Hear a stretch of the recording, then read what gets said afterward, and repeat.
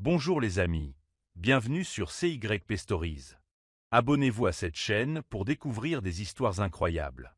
N'oubliez pas d'aimer et de partager. N'hésitez pas à nous laisser un commentaire. Owolabi, ébloui, se tenait près de la baie vitrée de son bureau, au 18e étage du siège du groupe Owotan à Lagos, le chaos de la ville atténué par le vitrage isolant et la climatisation centrale. Mais rien ne pouvait atténuer le chaos qui régnait en lui tandis qu'il parcourait sur son téléphone l'article de blog où il voyait Ara Baligan en train de se blottir avec le milliardaire français Pierre Lafont lors d'une soirée privée sur un yacht à Monaco. L'image montrait Zara, radieuse en mousseline blanche, blottie contre Pierre comme si elle n'avait jamais connu le chagrin. Mais elle l'avait fait. Elle lui avait brisé le cœur, rompu une relation de 4 ans et des fiançailles prévues parce que, selon elle, Tund était trop indisponible émotionnellement et trop occupé pour être un mari. Elle était désormais sur toutes les lèvres de la presse internationale avec un homme 2 fois plus âgé que lui, mais apparemment 2 fois plus aimé du public. Il se détourna de la fenêtre et jeta le téléphone sur le bureau en verre avec un sourire moqueur, la mâchoire serrée. Son assistante frappa et entra, enjambon et fion, calme dans ses talons aiguilles et son chemisier bordeaux, ignorant la tempête qui l'attendait. Pendant ce temps, de l'autre côté de la ville, à Yaba, Eni se tenait dans une salle de réception de mariage bondée, serrant contre elle un gobelet en carton rempli de petites côtelettes dont elle n'avait plus envie. Son sourire se crispa tandis que ses yeux restaient fixés sur le couple qui dansait au milieu de la salle, Ibuka et Ifeoma. Ifeoma portait la même robe qu'Eni avait mise dans ses favoris en ligne des mois auparavant, à l'époque où elle sortait encore avec Ibuka et rêvait d'être la mariée à ses côtés. Maintenant, il faisait tournoyer une autre femme, et Eni était invitée à un mariage qui ressemblait davantage à une embuscade. Elle ne savait pas que son ex serait là, certainement pas avec la femme avec laquelle il l'avait trompée. L'ami d'un ami l'avait invitée, et par politesse ou par solitude, elle était venue. Le regret la submergea lorsque son regard croisa celui d'Ibuka. Il esquissa un sourire narquois, visiblement ravi de sa réaction.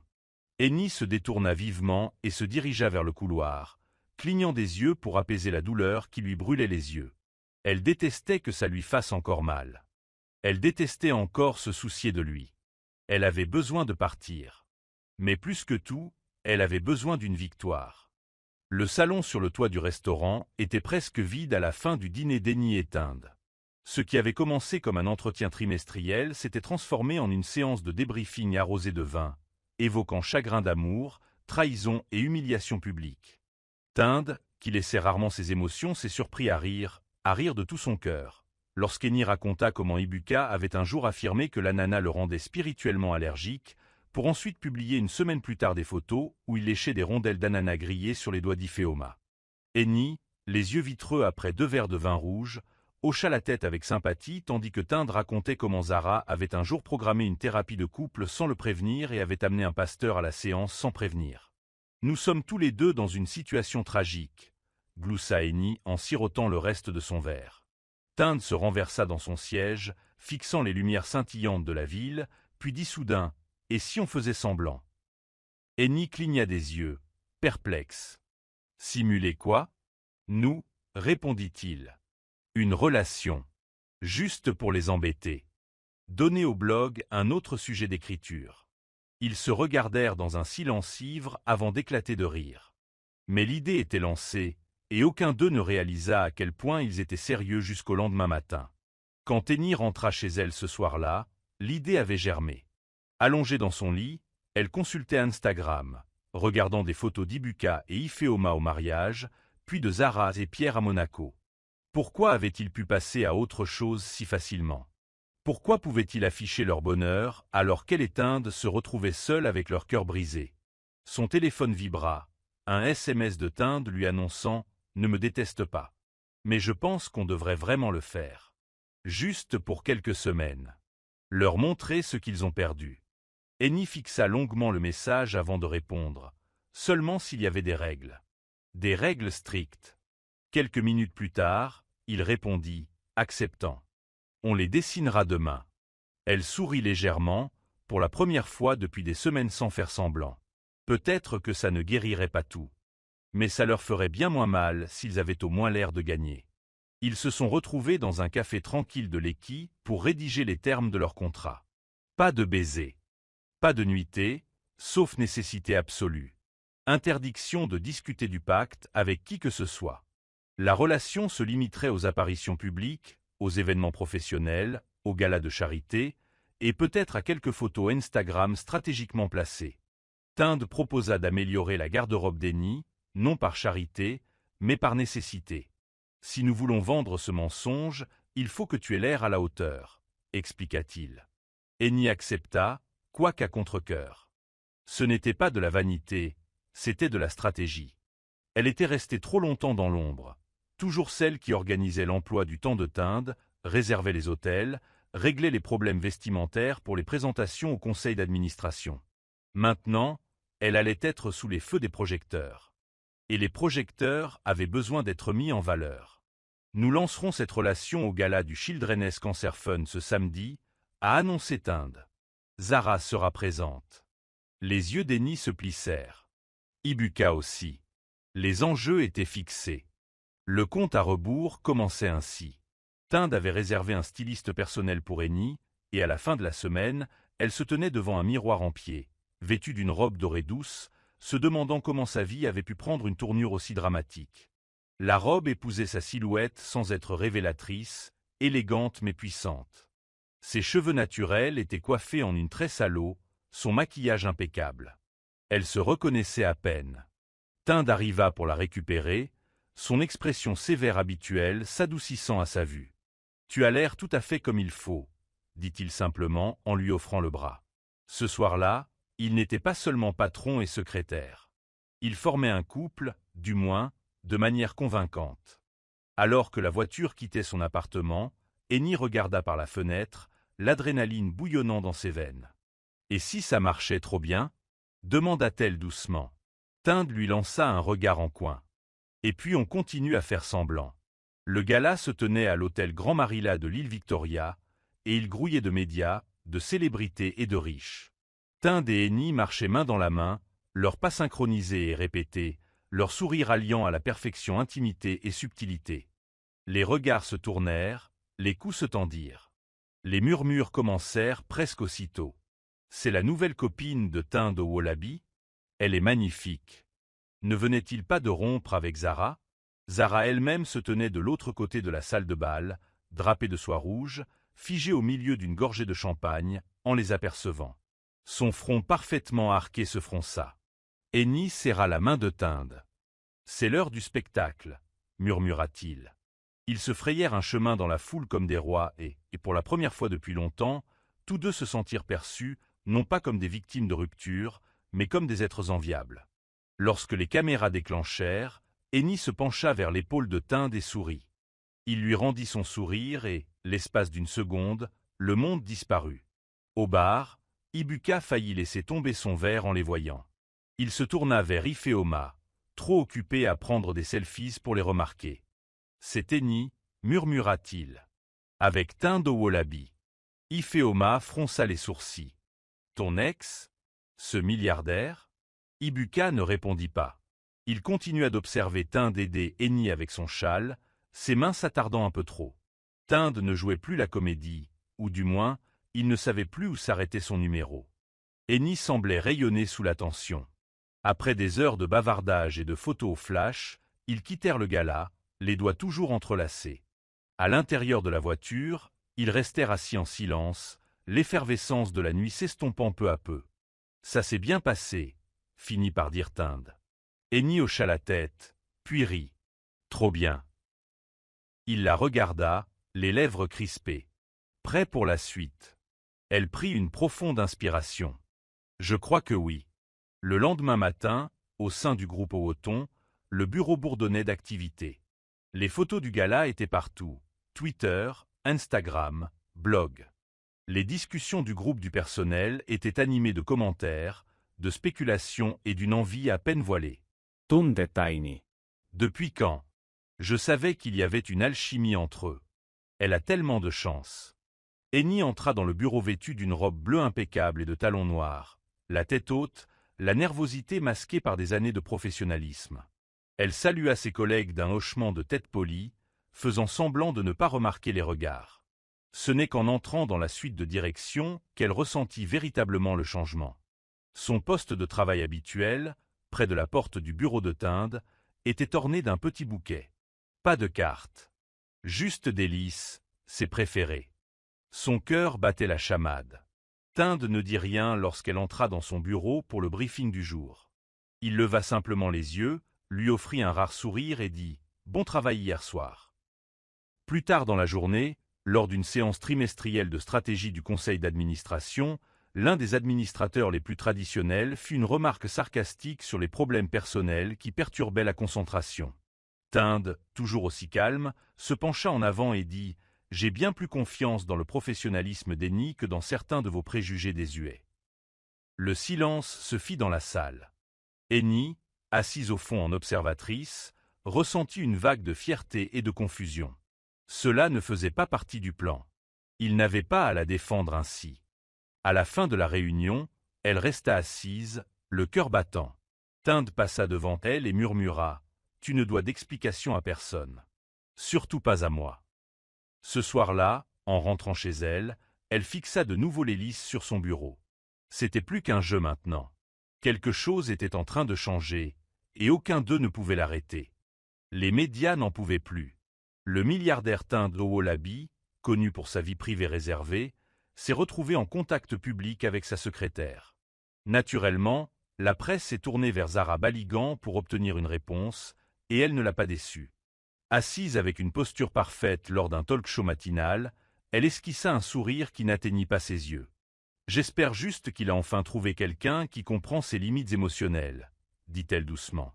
Les animateurs ricanèrent nerveusement pendant que les caméras tournaient, pleinement conscients que chaque mot de Zara était un missile voilé. Tinde regardait la séquence depuis son bureau, bouche bée. Eni entra avec un café, vit l'image figée du sourire narquois de Zara à l'écran et haussa un sourcil. « Elle joue aux échecs. Que faisons-nous ensuite ?» demanda-t-elle. Tinde se retourna lentement, une lueur dans le regard. « On leur donne l'exclusivité. Toi et moi. Sans retouche. Sans ambiguïté. Une interview avec City Life. » Eni hesitate. Tinde, ce n'est plus de la simulation. C'est de la performance sous stéroïdes. Il se pencha en avant. Alors, donnons-leur un spectacle qu'ils n'oublieront jamais. L'interview était prévue pour le week-end suivant, et l'équipe de production avait installé un décor chaleureux et romantique dans la galerie d'art privée de Tinde. L'éclairage était tamisé, la climatisation parfaite, et chaque angle était conçu pour les faire ressembler au couple qu'ils prétendaient être. Sous les caméras, l'animatrice a commencé à poser ses questions, d'abord douces, puis plus vives. « Quand avez-vous su que c'était l'amour » Et Tinde n'a même pas cligné des yeux. Dès que j'ai compris qu'elle n'était pas intimidée, il a répondu d'un ton posé, en jetant un coup d'œil à Eni, qui a rougi comme prévu. Elle m'a reproché mes bêtises et m'a fait rire. C'est rare. Eni a suivi avec sa propre phrase. Il n'est pas ce qu'il montre au monde. Sous toutes ses facettes, il est en réalité gentil et étonnamment généreux avec les chips de banane plantain. L'assistance a éclaté de rire. L'alchimie était électrique, scénarisée, certes, mais indéniablement puissante. Lorsque l'interview a été diffusée 2 soirs plus tard, elle est devenue virale. Les téléspectateurs n'étaient pas seulement convaincus, ils étaient obsédés.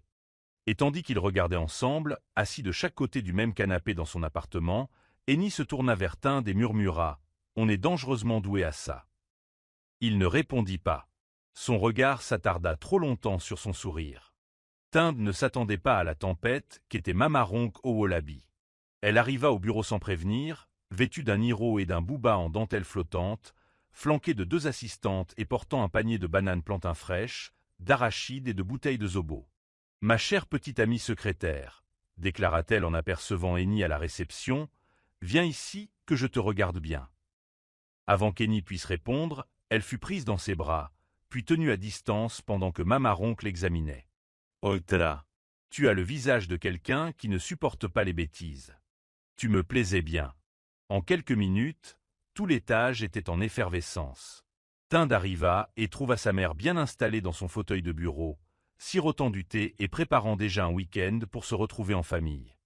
Il soupira bruyamment. « Maman, ce n'est pas nécessaire. » Elle rayonnait. « Tinde, ne discute pas. Tu as enfin trouvé une fille qui me plaît vraiment. Laisse-moi en profiter avant de la faire fuir avec ton air dur. » Ce week-end-là, sous le soleil brûlant d'Abadan, Annie se retrouva assise à côté de Tinde sur la longue véranda de la propriété d'Oolabi, sirotant du vin de palme et écoutant Mama Ronk raconter ses jeunes années à Agbamoso. Chaque histoire avait une leçon, et chaque leçon se terminait par un regard appuyé vers son fils. « Tu vois, c'est pour ça qu'il faut apprendre à écouter, » disait-elle en le pointant du doigt. Étonnamment, Tinde ne se hérissa pas. En fait, il semblait plus détendu qu'Annie ne l'avait jamais vu, pieds nus dans un pantalon en lin, manches retroussées, le regard plus doux. Plus tard dans la soirée, après le dîner, Mama Ronk les laissa seuls dans le jardin, sous les étoiles. « Elle est trop impatiente, » murmura Annie. Tinde rit. « Elle est juste contente que je ne sorte pas avec un robot. » Ils restèrent assis en silence, le chant des grillons et une musique lointaine s'immisçant dans leur esprit. Annie ramena ses genoux contre sa poitrine sur le banc. C'était dangereusement proche de la réalité. Tinde la regarda longuement avant de répondre. « Alors peut-être que nous faisons quelque chose de bien. » Leur chambre d'amis était trop chaude, le ventilateur trop bruyant et la distance entre leurs lits jumeaux trop tentante. Tinde resta éveillée, les yeux fixés au plafond, tandis qu'Annie s'agitait dans son lit, visiblement agitée. « On se croirait dans un pensionnat, » murmura-t-elle. Il eut un sourire narquois. « Sauf que je ne me souviens pas d'être arrivé au pensionnat avec une fausse petite amie. » Elle rit doucement, puis se tourna vers lui. « Je peux te demander quelque chose ?» dit-elle dans le noir. « Pourquoi as-tu accepté ce jeu ?» Il réfléchit un moment avant de répondre. « Parce que j'en avais marre de faire semblant de m'en ficher. » De Zara. À propos de mon apparence. À propos de ma solitude. Le silence s'installa entre eux. Annie murmura, « Moi aussi. » Leur vulnérabilité commune flottait dans l'air comme un nuage chargé. Entre minuit et l'aube, la conversation se transforma en rire, puis en long silence pensif. Ils ont parlé de leur enfance, de leurs rêves, de leurs erreurs. Ce n'était pas romantique, mais c'était intime. Le lendemain matin, ils apparurent au petit déjeuner, les yeux cernés d'épuisement, mais étrangement à l'aise l'un avec l'autre. Mama Ronk le remarqua et sourit derrière sa tasse de thé au lait. Le reste du week-end fut un tourbillon de rires, de cours de cuisine et de promenades dans le jardin. Sur le chemin du retour vers Lagos, la voiture était silencieuse, sans tension, mais pensive. Tinde regarda Annie, qui s'était assoupie, la tête penchée vers la fenêtre. Il se surprit à calmer son visage, la douceur de sa mâchoire, la façon dont ses lèvres s'entr'ouvraient sous l'effet du sommeil. Lorsqu'elle remua, il esquissa un mouvement rapide. Elle comprit le mouvement et esquissa un sourire ensommeillé. « Est-ce que j'ai ronflé ?» répondit-il avec un sourire narquois. Mais une expression élégante. Ils rirent tous les deux. Mais sous l'humour, quelque chose avait changé. La frontière entre performance et réalité commençait à s'estomper, et aucun des deux ne savait comment la rétablir. De retour à Lagos, les choses allèrent vite. L'équipe média d'Otim Group organisa un shooting photo pour le magazine du 10e anniversaire de l'entreprise, et naturellement, le couple phare du moment se devait d'apparaître en couverture. Le shooting a eu lieu dans une suite d'hôtels luxueuses, décorée comme une maison cossue. Tinde portait une igbata bleu marine sur mesure, tandis qu'Annie était éblouissante dans une élégante robe vert émeraude. Elles ont posé ensemble sur un canapé en velours, devant une cheminée, et même sur le balcon. Mais c'est lors de la dernière prise de vue, lorsque le photographe lui a demandé de se pencher et de faire semblant de murmurer à l'oreille d'Annie, que les choses ont dérapé. Son souffle a effleuré sa joue et ses yeux ont cligné des yeux. Il n'a rien dit. Il n'y était pas obligé. Leurs visages étaient à quelques centimètres l'un de l'autre, et l'air entre eux était électrique. Lentement, comme pris d'une transe, ils se penchèrent. Mais juste avant que leurs lèvres ne se rencontrent, le photographe a applaudi. « Parfait. C'est terminé. » Ils se séparèrent brusquement comme des adolescents surpris en train de s'embrasser. Aucun d'eux ne mentionna le baiser manqué sur le chemin du retour. Annie regardait par la fenêtre, les doigts crispés sur le revers de son veston, tandis que Tinde gardait les yeux rivés sur la route, les jointures serrées sur le volant. Le silence s'éternisa jusqu'à ce qu'elle lâche enfin.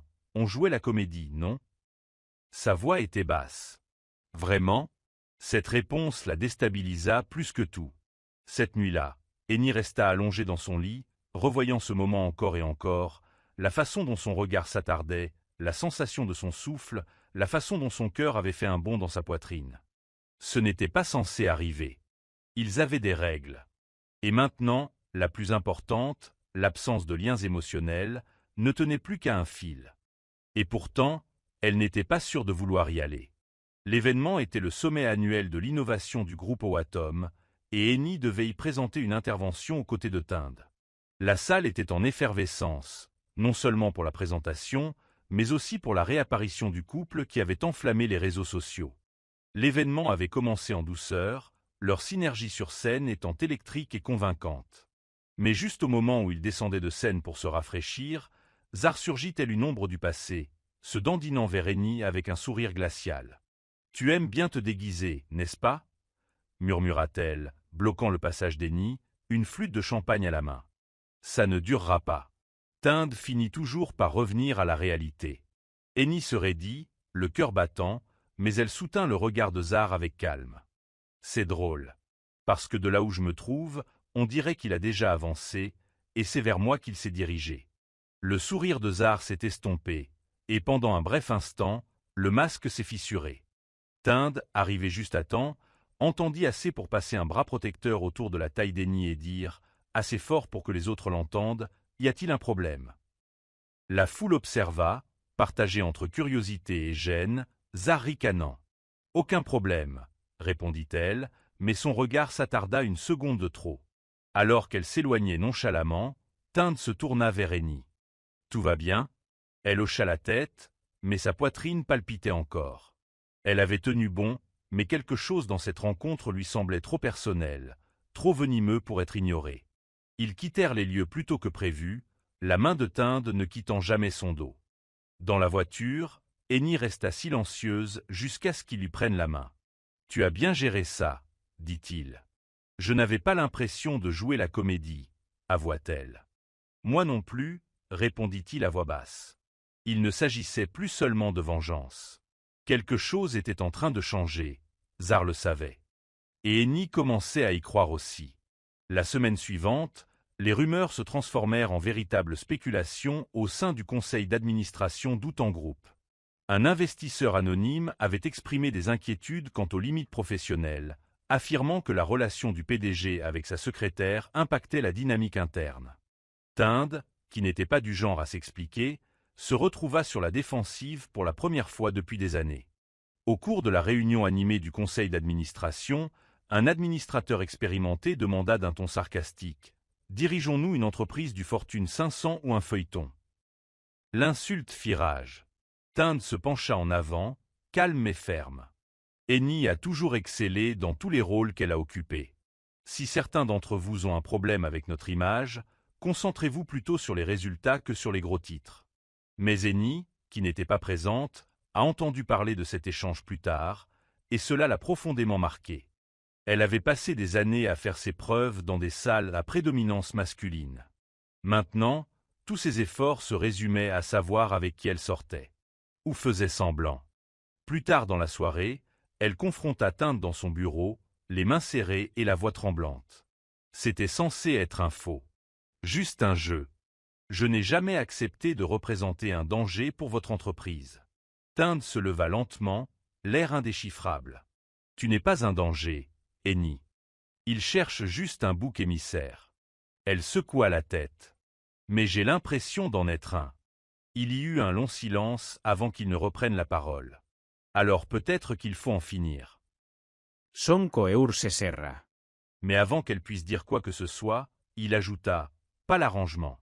Le simulacre. » Ses yeux s'écarquillèrent. « Qu'est-ce que tu racontes ?»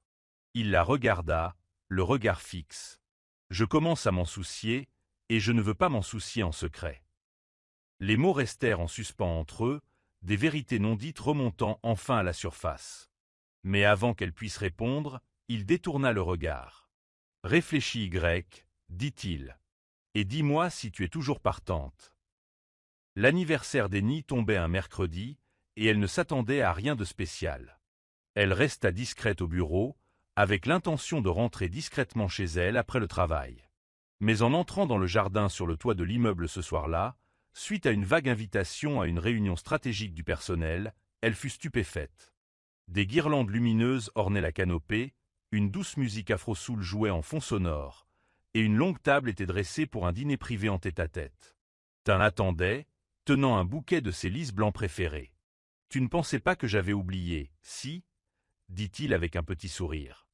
Annie cligna des yeux pour retenir ses larmes. « Comment le savais-tu ? » « Je suis attentif, » répondit-il. « Tu mérites un moment rien qu'à toi. » Il s'attable devant un repas traiteur composé de 3 plats.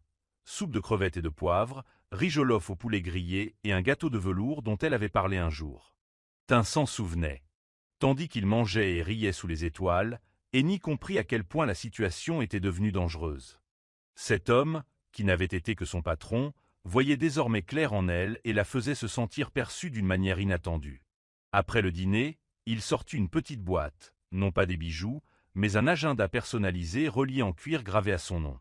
Pour le PDG d'Effion Consulting, un jour, dit-il.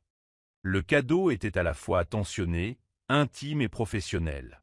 Lorsqu'elle le remercia, leurs doigts s'effleurèrent et s'attardèrent. La nuit semblait parfaite, trop parfaite. Alors qu'il se levait pour partir, il lui prit doucement la main. « Je pensais ce que j'ai dit l'autre jour, » murmura-t-il. « Ce n'est plus faux pour moi. » Elle leva les yeux vers lui, le cœur battant. « Je ne sais pas si je suis prête, » répondit-elle honnêtement. « Tu n'es pas obligé de l'être, » dit-il. Ne fuyez surtout pas. La descente en ascenseur se fit silencieusement, leurs épaules se touchant, mais sans un mot. Tous deux savaient que quelque chose avait changé. La performance s'effondrait, et de véritables émotions se déversaient à travers les fissures. Tout a commencé par un texto. Puis un appel. Puis un message lui fut transmis par un ami commun. Ebuka, l'ex d'Annie, souhaitait le rencontrer. Contre son gré, et peut-être par curiosité, Annie accepta un déjeuner public dans une caja, juste pour l'écouter. Il arriva avec le même parfum qu'elle lui avait acheté, un sourire penaud et une nouvelle Rolex. « Tu es superbe, » dit-il en se glissant sur le siège en face d'elle. « Je t'ai vu en ligne, avec teint de wallaby, entre autres. » Waouh! Annie sirotait son zobo calmement. « Que fais-je ici, Ebuka ?» Il se pencha en avant. « J'ai fait une erreur. Je pensais vouloir mieux, mais ce que j'avais avec toi était réel. Je veux une seconde chance. » Elle a failli rire. « Tu as eu ta chance. Tu l'as vendue pour attirer l'attention et une fille avec une lampe annulaire. » Il tressaillit, mais ne nia pas. « Les gens changent, Annie. » Elle le regarda fixement. « Oui, c'est vrai. Et je l'ai fait. Je ne suis plus cette fille qui pleurait pour toi. » Ce qui la frappa le plus dans cette conversation, ce n'était pas ce qu'il avait dit, mais ce qu'elle ne ressentait pas. Ni zaure, ni chagrin. Aucune étincelle. Elle quitta le restaurant plus légère, plus forte et un peu plus sûre de ce qu'elle voulait. Ce soir-là, elle passa à l'appartement de Tin, sans prévenir. Il ouvrit la porte en jogging et t-shirt uni, surpris mais pas mécontent. « Dure journée ?» demanda-t-il. Elle entra, retira ses talons et s'assit au bord du canapé. Non. Il avait juste besoin d'être dans un endroit qui lui semble réel.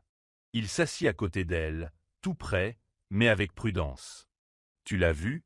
Elle hocha la tête. « Il veut que je revienne. » La mâchoire de Tin se crispa, mais il resta silencieux. « J'ai dit non, » ajouta-t-elle, « parce que ce n'est plus à lui que je pense. » Sa voix était calme, franche, et le regard de Tin s'adoucit instantanément.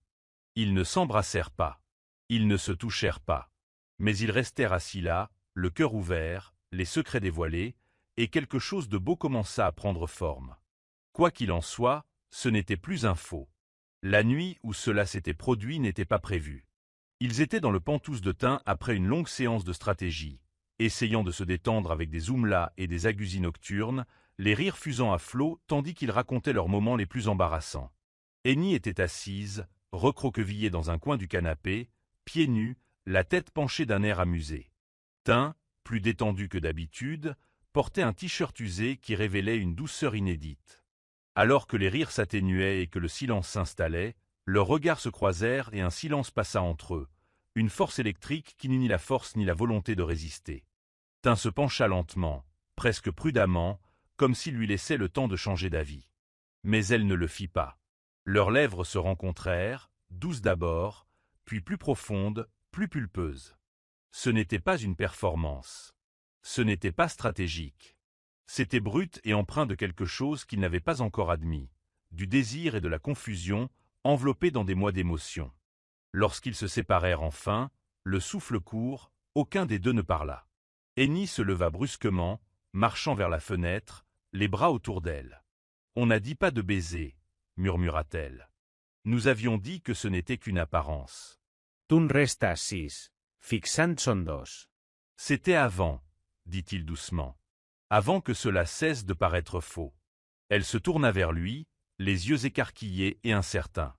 Et maintenant, on enfreint nos règles des quoi? Tomber amoureux? Ce mot résonna entre eux comme un pistolet chargé. Serait-ce si terrible? Demanda-t-il. Mais elle ne put répondre. Elle l'ignorait. Sa tête lui disait de fuir, mais son cœur était depuis longtemps tourné vers lui. Ce soir-là, elle partit sans un mot, et Tin ne la retint pas. Le baiser avait tout changé, mais il avait aussi tout compliqué. Les lignes qu'ils avaient tracées avec tant de soin étaient maintenant floues, et aucun d'eux ne pouvait faire semblant de ne pas le remarquer. Zara était patiente, mais elle n'était pas aveugle. Dès qu'elle vit le regard de Tin sur Henny lors d'un brunch caritatif, elle comprit que ce n'était plus de la feinte. Elle avait passé des mois à se convaincre que c'était un coup de pub, mais les regards, les petites attentions, l'alchimie, c'était réel. Et cela la désespérait. Elle contacta un journaliste de tabloïd qu'elle avait déjà fait chanter, lui proposant une exclusivité s'il surprenait le couple en train de s'effondrer. « Vérifie si tout cela n'est que du spectacle », dit-elle en sirotant un martini dans son appartement de Banana Island. Le projet était lancé. Une exposition d'art privé dans la succession d'un donateur offrait le cadre idéal. Zara a fait en sorte que le journaliste se fasse passer pour un membre du personnel de restauration, avec caméra cachée. Il ne leur a fallu qu'un faux pas, un aveu murmuré que tout était faux. Mais Zara a sous-estimé Henny. Au milieu de l'exposition, le prétendu serveur tenta d'écouter discrètement un échange entre Henny et Tin dans la cour. Tin s'apprêtait à suggérer de prendre l'air lorsqu'Henny perçut le mouvement subtil d'un reflet dans le miroir sculpté à proximité. Elle se retourna, reconnaissant instantanément la journaliste d'une précédente conférence de presse. Sans hésiter, elle entoura le cou de Tin de ses bras, le serra contre elle et murmura, les dents serrées, « On nous surveille. Suis-moi. » Puis elle l'embrassa à nouveau. Profondement. Passionnement. Convaincant. Le journaliste se figea, incertain s'il venait de révéler un scandale ou de capturer l'histoire d'amour de l'année. L'instant passa, et ils rentrèrent à l'intérieur, les mains jointes, riant doucement comme si de rien n'était. Plus tard, Tuned la regarda dans la voiture et lui demanda « C'était pour la caméra ou pour moi ?» Henny ne répondit pas. Mais ses doigts glissèrent dans les siens, et elle ne les lâcha pas. Après l'exposition, ils roulèrent en silence, la tension palpable entre eux. Garés au bord de l'eau, la seule lumière provenant des lampadaires dispersés et du reflet de la lune sur les vagues. « J'ai besoin de savoir, Henny, » dit-il d'une voix rauque. « On fait encore semblant. » Elle regarda par la fenêtre un pêcheur ranger ses filets. « Je ne sais plus, » murmura-t-elle. « Chaque fois que j'essaie de me rappeler que ce n'est pas réel, je me souviens de la façon dont tu me regardes. Ce que je ressens quand je suis avec toi. » Tuned lui prit la main. « Au début, je faisais semblant. Mais maintenant, je ne pense qu'à toi. » Ses yeux se remplirent de larmes. « J'ai peur, » avoua-t-elle. « J'ai construit ma vie autour de ma protection, autour de mon besoin de n'avoir besoin de personne. » Il lui serra doucement la main. « Alors, ayons peur ensemble. Plus de jeux, plus de règles. Juste nous. » Cette nuit-là, il n'était pas question de passion. Il était question de présence. Ils retournèrent à son appartement et s'assirent par terre, discutant de choses qu'ils avaient enfouies depuis trop longtemps. La peur de l'échec d'Henny, la pression de l'enfance de Tin pour réussir. Leur façon de se cacher derrière leurs compétences pour éviter la vulnérabilité. Les heures passèrent. Les murs tombèrent. Pour la première fois, Leur connexion leur donna l'impression d'être chez eux. Le lendemain matin, alors qu'ils prenaient leur petit déjeuner pieds nus dans sa cuisine, Tund dit « Si c'est vrai maintenant, faisons-le bien. Je veux que le monde sache que tu n'es pas juste un assistant avec qui je joue à la maison. » Eni rit. « Qu'est-ce que ça veut dire ? » « Ça veut dire, dit-il, que je veux qu'on sorte, pour de vrai. Pas de coup de pub. Pas d'apparition stratégique. Juste toi et moi. » Express. Elle hocha la tête, le poids de la décision s'installant dans sa poitrine, mais cela lui semblait juste. Leur mensonge avait donné naissance à quelque chose de réel. Et ils étaient enfin prêts à affronter la situation. Mais le monde n'avait pas fini de les mettre à l'épreuve. Une semaine seulement après le début de leur véritable relation, la nouvelle d'un accord douteux lié au groupe Owaton a éclaté. Un courriel interne anonyme et intraçable, divulgué, laissait entendre qu'Eni avait influencé la décision de Tund d'acquérir une start-up fintech en difficulté dirigée par son cousin. Les médias se sont rués sur le sujet, criant au népotisme et à la fraude. Les investisseurs ont paniqué, le conseil d'administration a convoqué une réunion d'urgence et les médias sociaux ont déversé leur jugement. Un milliardaire, compromis par sa secrétaire devenue petite amie, titrait un journal. Tuned était furieux, non pas contre Eni, mais de la situation. « Nous avons examiné cette acquisition il y a des mois », a-t-il argumenté devant le conseil d'administration. Son cousin n'avait rien à voir avec ma décision finale. Mais sa perception était déjà empoisonnée. Le fait que cela paraisse suspect suffisait. Et pour la première fois, la position de PDG de Tund était en jeu. Eni était dévastée. « Je n'ai jamais parlé à personne de ma cousine », sanglota-t-elle cette nuit-là, arpentant le salon de Tund. « Je ne savais même pas qu'il travaillait là. » Tuned l'a prise dans ses bras. « Je te crois. » Mais nous sommes dans une tempête, et il faut la traverser. Malgré ses assurances, elle se sentait comme une ancre attachée à son héritage. Le lendemain, elle proposa un congé, mais Tund refusa. « Nous avons affronté cette épreuve ensemble », a-t-il dit. Mais elle voyait la tension dans sa mâchoire, l'épuisement dans ses yeux. Lors d'une conférence de presse, Tund a publiquement défendu Eni, détaillant chaque étape du processus de diligence raisonnable. Mais la réaction ne faiblit pas. Les rumeurs se répandirent plus vite que les faits. Et dans les conseils d'administration, la loyauté commença à se fissurer. À mesure que la pression montait, le prix de leur amour s'accroissait. Ce qui avait commencé comme un jeu inoffensif menaçait désormais tout ce qu'ils avaient construit, tant sur le plan personnel que professionnel. La salle de réunion était lourde de tensions, de celles qui s'installent et y restent. Après des jours de surveillance médiatique incessante et de pression des parties prenantes, le conseil d'administration a finalement demandé à Tund de se retirer dans l'attente d'une enquête interne. La phrase a résonné comme une sentence. Tund, calme comme toujours, a signé la lettre de mise à pied temporaire sans broncher. Mais à l'intérieur, quelque chose s'est fissuré. Ce n'était pas seulement une question de pouvoir ou d'image, c'était une question d'équité. Il avait bâti le groupe Outan de toutes pièces, l'avait mené à travers des fusions, des expansions et une pandémie. Et maintenant, à cause d'une campagne de rumeurs alimentée par la jalousie et les mensonges, son leadership était remis en question. Le pire, Eni avait démissionné avant qu'il puisse l'en empêcher, entrant dans la salle de réunion avant le vote et déposant une lettre dactylographiée.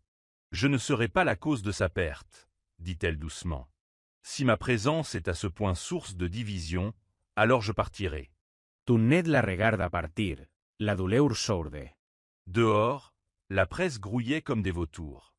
Les gros titres ont dépassé la vérité.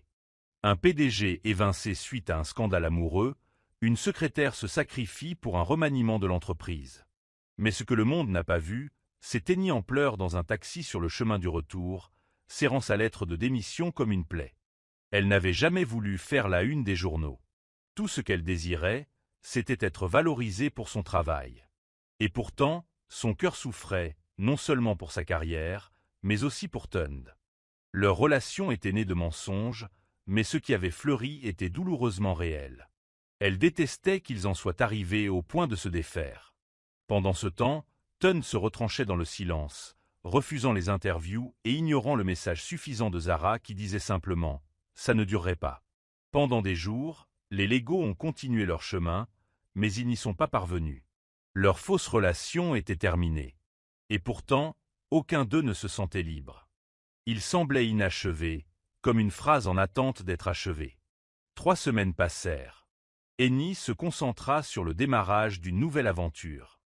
Elle a transformé un coin de son petit appartement en bureau à domicile et a lancé Effion Consulting, qui accompagne des startups dirigées par des femmes dans leur stratégie opérationnelle et leur stratégie de marque. C'était un travail lent et épuisant, mais honnête. Pour la première fois depuis longtemps, elle était son propre patron, sans rendre de compte à personne. Mais malgré l'euphorie de ce nouveau départ, une part d'elle-même recherchait encore Tund, les rêves, le silence et les playlists qu'il partageait autrefois. Les moments calmes lui manquaient, sa façon d'écouter intensément, son sourire sincère, son rire lorsqu'elle faisait une blague caustique.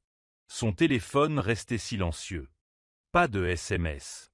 Pas d'appel. C'était comme s'ils avaient tous deux accepté de disparaître. Mais Mama Rock avait d'autres projets. Un après-midi humide, elle s'est présentée à la porte d'Annie avec un sac de chips de banane plantain et un regard à couper le marbre. « Toi, cette fille », commença Mama Rock, assise sans invitation.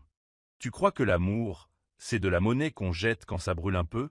Annie cligna des yeux, stupéfaite. « Ma tante, je ne me tais pas », s'exclama-t-elle. « Mon fils est malheureux. »« Vous êtes malheureux. Et vous faites semblant de pouvoir respirer l'un sans l'autre. Vous croyez que je ne vois pas ?» Sa voix s'adoucit. « Il parle moins. Il mange moins. La maison est trop calme. Ce n'était pas comme ça que ton histoire était censée se terminer. » Elle fouilla dans son sac et en sortit un mot. Il l'a écrit, pour toi. Mais il est trop fier pour le lui remettre lui-même. Puis elle se leva et partit avant qu'Annie puisse répondre. Le mot était manuscrit, court et inégal. « S'il reste une place à côté de toi, je resterai assis là pour toujours. Sinon, j'attendrai derrière toi jusqu'à ce que tu te retournes. T. » Annie la lut 3 fois.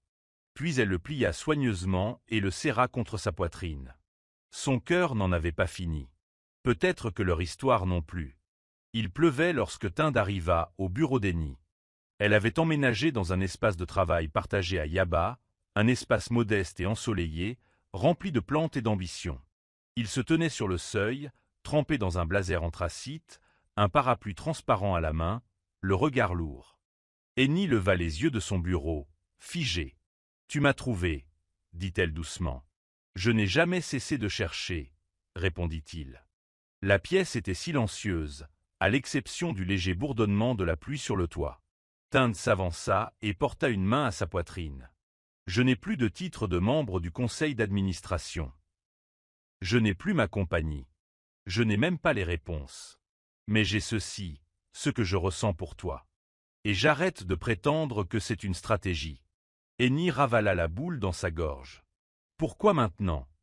demanda-t-elle. « Parce que, dit-il, je préfère construire quelque chose de nouveau avec toi plutôt que de reconstruire quoi que ce soit sans toi. » Elle se leva et s'avança vers lui, sans jamais le quitter des yeux. « Nous avons transgressé toutes les règles, » murmura-t-elle.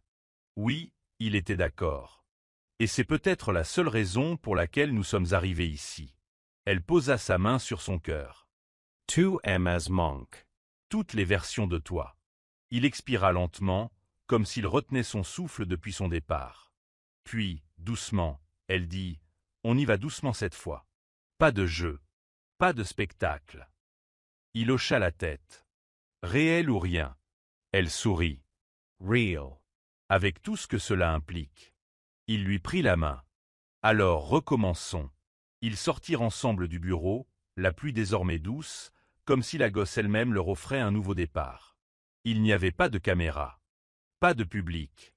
Juste 2 personnes, ne faisant plus semblant, s'ouvrant enfin à la vérité qu'elles redoutaient toutes les deux. Repartir à zéro n'était pas facile. Cette fois, il n'y avait ni règles ni critères de performance sur lesquels se baser, juste 2 personnes essayant de naviguer entre un désir profond et une crainte commune. Tund, désormais indépendant du groupe Owaton, a commencé à investir discrètement dans de jeunes entrepreneurs technologiques, mettant son talent au service du mentorat et de la croissance. Le cabinet de conseil d'Annie a commencé à attirer l'attention, notamment après qu'un fil de discussion virale sur sa démission et sa résilience a suscité une vague de soutien. Ils se retrouvaient entre deux projets, passaient les week-ends ensemble, parfois dans les cafés bruyants de Lagos, d'autres fois en silence sous les étoiles sur le balcon de Tinde. Ils étaient plus lents, plus réfléchis. Ils discutaient encore de leur choix de carrière, de la façon d'occuper leur temps libre, mais ils s'écoutaient aussi mieux. Il n'y avait pas de mise en scène à maintenir, juste de l'amour, fragile et féroce. Leur entourage remarqua la différence. Mama Rock cessa de les presser pour organiser leur mariage et se contenta de les observer avec approbation. Zara a une fois de plus tenté de les perturber en publiant de vieilles photos avec Tinde et en partageant des tweets à peine voilés. Mais Eni n'a pas bronché. Elle n'a plus d'importance maintenant, a-t-elle dit à Tinde. Qu'elle regarde depuis les tribunes. Même Ibuka a tendu la main, lui adressant un message sans rancune, qu'Eni a aussitôt ignoré. Il n'y avait pas de retour en arrière possible. Ni pour aucun d'eux. Un soir, alors qu'il dansait pieds nus dans le salon de Tinde, le geôlier Dess la serra contre lui et lui dit « Je n'ai jamais été aussi heureux et j'ai gagné des milliards. Eni writ interurement. Et j'ai enfin trouvé un travail où je suis à la fois la patronne et l'amoureuse. » Ils se sont embrassés, lentement, avec l'aisance de ceux qui se battent pour retrouver leur chemin. Ils n'étaient pas parfaits, mais ils étaient réels. Et réels suffisait amplement. Tinde n'avait jamais été du genre à faire des gestes grandioses, mais pour Eni, il voulait quelque chose d'inoubliable, quelque chose qui reflèterait non seulement leur parcours, mais aussi la femme qu'elle était devenue. Après avoir consulté et soudoyé Mama Rock pour garder le secret, il commença à travailler sur une proposition surprise qui aurait lieu lors du lancement de la nouvelle fondation Femmes en Affaires d'Eni, un projet dont ils avaient discuté à maintes reprises. Le plan était complexe. Il s'était arrangé pour que tous ses amis proches, sa famille et ses partenaires du secteur soient présents sous prétexte de célébrer sa dernière étape dans le conseil. Chaque détail était soigné. Ses fleurs préférées ornaient l'entrée de la salle. Son groupe de jazz préféré, Fuji Jazz, jouait doucement en fond sonore, et sa mère, venue d'Aqua IBM, attendait dans une salle privée le moment opportun. Tinde s'est même coordonné avec les traiteurs pour servir le plat préféré d'Eni, le yukang, un riz à la noix de coco accompagné de crevettes grillées. Le plus dur a été d'empêcher Mama Rock de dévoiler le secret. « Mon corps vibre », murmura-t-elle à Tinde 2 jours avant l'événement. « Je suis à bout de souffle.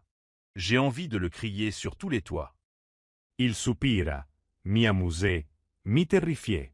Tu vas tout gâcher si tu dis un seul mot. La veille, Tinde avait écrit et réécrit son discours, remettant en question chaque ligne. Et si Eni n'était toujours pas prête? Et si elle pensait que c'était trop tôt après tout ce qu'ils avaient enduré? Mais quelque chose de plus profond en lui, l'instinct peut-être, lui disait qu'elle était prête. Ils l'étaient tous les deux. Fini les demi-mesures. Il ne s'agissait plus de réparer des cœurs brisés, mais de construire un avenir commun. Et si elle acceptait, ce ne serait pas seulement le moment le plus heureux de sa vie, ce serait la première fois qu'il s'ouvrirait pleinement à quelqu'un. Le lancement de la fondation a débuté sous les applaudissements des médias et des dignitaires. Eni, resplendissante dans une robe violette ajustée aux boucles naturelles élégamment fixées, a prononcé un discours puissant sur l'autonomisation des femmes pour redéfinir le succès. Sa voix était posée, ses yeux brillants et sa passion illuminaient la salle. Elle ne remarqua ni le subtil changement d'éclairage de la scène, ni la mélodie familière du violon qui se fit entendre. Mais elle remarqua le silence de la foule. Elle se retourna et le vit. Tinde, vêtue d'une élégante igbata blanche, tenait un écrin en velours et souriait nerveusement. Son souffle s'arrêta. Le monde bascula. Je croyais que l'amour était quelque chose qu'il fallait contrôler, commença Tinde d'une voix ferme mais pleine d'émotion. Quelque chose à mesurer, à protéger, à élaborer. Mais ensuite, je t'ai rencontré, et tu as abattu tous les murs sans même essayer. Il s'est mis à genoux. Nous avons commencé par des mensonges, en faisant semblant. Mais rien de tout cela n'est faux. Ce n'est pas comme ça que je te regarde. Ce n'est pas comme ça que je te ressens. Eni Obong et Feong, veux-tu m'épouser, pas pour les caméras, pas par vengeance, mais pour nous? La salle retint son souffle. Eni ravala ses larmes, s'avança et murmura « Oui, 1000 fois oui ». Des acclamations fusèrent. Les flashs éclatèrent. Mama Rock failit seva no ardejoie. Et lorsqu'il glissa la bague à son doigt, ce n'était plus un jeu. C'était une promesse. Une promesse qu'ils étaient enfin prêts à tenir. De l'autre côté de la pièce, Zara sirotait son champagne avec un sourire forcé, observant dans l'ombre son ancien fiancé demander en mariage celle qu'elle considérait autrefois comme une simple secrétaire. Les applaudissements résonnèrent comme des gifles. À côté d'elle, Ibuka s'agita, mal à l'aise, son ego dégonflé en voyant Eni rayonner comme une femme qui avait trouvé sa place sans lui. Aucun des deux ne parla. Ils n'en avaient pas besoin. La scène qui se déroulait devant eux était le résultat de chaque instant qu'ils avaient sous-estimé, saboté et tenu pour acquis. Le visage parfaitement poudré de Zara masquait à peine ses regrets. Elle avait préféré le prestige au partenariat, la richesse à l'amour. Et maintenant, l'homme qu'elle pensait avoir toujours contrôlé avait trouvé quelqu'un qui le défiait, l'adoucissait et défendait toujours sa propre valeur. Pendant ce temps, Ibuka contemplait la bague au doigt d'Eni et se souvenait des fois où elle avait pleuré dans sa vieille Corolla parce qu'il disait que ses rêves étaient trop grands pour quelqu'un sans relation. Et voilà qu'elle était là, connectée à l'influence, certes, mais bâtie entièrement sur ses propres mérites. Les murmures dans la salle étaient clairs. Eni était une femme transformée, libérée de son passé. De retour sur scène, elle se tenait aux côtés de Tinde tandis qu'ils coupaient ensemble le ruban de fondation, main dans la main. Leurs regards se croisèrent, doux, assurés, emplis d'une connaissance partagée. C'était un amour qui avait traversé les mensonges et en était ressorti sans tache. Derrière eux, le passé observait en silence, vaincu non par l'amertume, mais par la grâce. Le mariage se déroulait dans un domaine verdoyant à la périphérie d'Abuja, entouré de baobabs et de colibris. L'air sentait le jasmin frais et le riz jollof, et la douce brise charriait rire des chants d'amour yoruba. Eni descendit l'allée dans une robe champagne dorée, simple mais élégante, une couronne de lys blanc dans ses boucles. Tinde attendait sous une arche de palmiers et d'orchidées tressées, le cœur battant à tout rompre avec un sentiment autrefois enfoui, l'espoir. Lorsqu'elle le rejoignit, son sourire le calma. « Tu ressembles à un rêve, » murmura-t-il. « Tu ressembles au futur, » répondit-elle. Et ainsi, chaque chapitre de leur étrange début se fondit dans la beauté de leur présent. Les vœux ne furent pas longs, mais ils étaient crus, évoquant l'acceptation, la croissance et l'amour mutuel, dans la tempête comme dans le calme. La réception fut une célébration de la couleur et de la culture. Les invités dansèrent en gombo et en dentelle, suya et petites côtelettes circulaient librement, et Mamaram prononça un discours qui fit rire et pleurer tout le monde. Zara n'était pas présente. Ebuka n'avait envoyé aucun cadeau. Cela n'avait aucune importance. Ce qui comptait, c'était que, sous le coucher de soleil doré, Tinde et Eni étaient devenus ce qu'aucun d'eux n'avait imaginé au début de leur histoire, de véritables partenaires. Non pas parce que tout était parfait, mais parce qu'ils s'étaient choisis dans l'imperfection, encore et encore. Alors qu'ils dansaient leur première danse sur le duduk de Simi revisité en Higlife, ils se serraient l'un contre l'autre. De la vengeance à la rédemption. De la prétention à la passion. Des faux rendez-vous à l'éternité. Merci d'avoir regardé. Dites-nous ce que vous avez aimé dans cette histoire. N'oubliez pas d'aimer et de vous abonner. Activez également la notification de publication pour recevoir de nouvelles histoires.